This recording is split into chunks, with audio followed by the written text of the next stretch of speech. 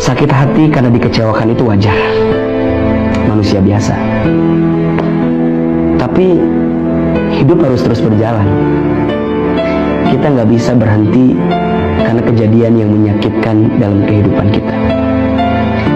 Kita nggak bisa kembali ke masa lalu. Kita hanya bisa berjalan dengan keadaan kita sekarang untuk meniti hari di waktu yang akan datang. Maka ada beberapa sikap yang mudah-mudahan bisa membantu Teh Rani dan teman-teman sekalian yang punya cerita yang sama. Pernah disakiti, pernah dikecewakan, pernah berharap kepada seseorang tapi kemudian harapan itu pupus di tengah jalan begitu.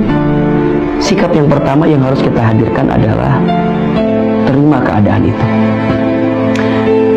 Kadang tidak semua hal yang sudah terjadi itu harus kita pahami. Cukup belajar menerima atas apa yang telah terjadi. Cukup belajar melapangkan hati untuk menerima segala kejadian yang pernah menimpa kita.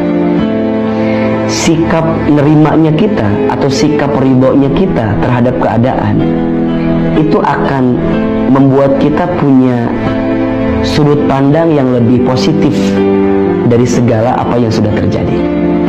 Kalaupun kita komplain, kalaupun kita marah, kalaupun kita gelisah, ya sah-sah saja.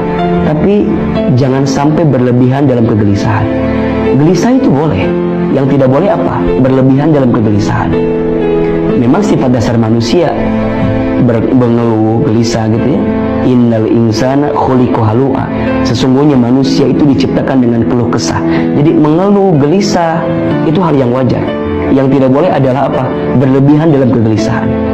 Maka coba untuk belajar menerima dulu apa yang sudah terjadi. Terima apa yang menimpa Teh Rani, terima apa yang telah menimpa kita. Setelah itu, nextnya yang kedua adalah husnuzon dengan apa yang sudah terjadi. Jadi setelah kita nerima, baru kita husnuzon. Ya, apa itu husnuzon? Husnuzon itu berprasangka baik kepada Allah terhadap apa yang Allah berikan kepada kita. Bagaimana cara husnuzonnya? Yakin bahwa Allah tidak mungkin memberikan sesuatu yang tidak baik dalam kehidupan kita, kecuali Allah sedang menyiapkan banyak kebaikan setelah banyak yang tidak baik di kehidupan kita. Kadang kegagalan kita pada satu hal itu adalah cara Allah menyelamatkan kita dari sesuatu yang tidak baik untuk kita.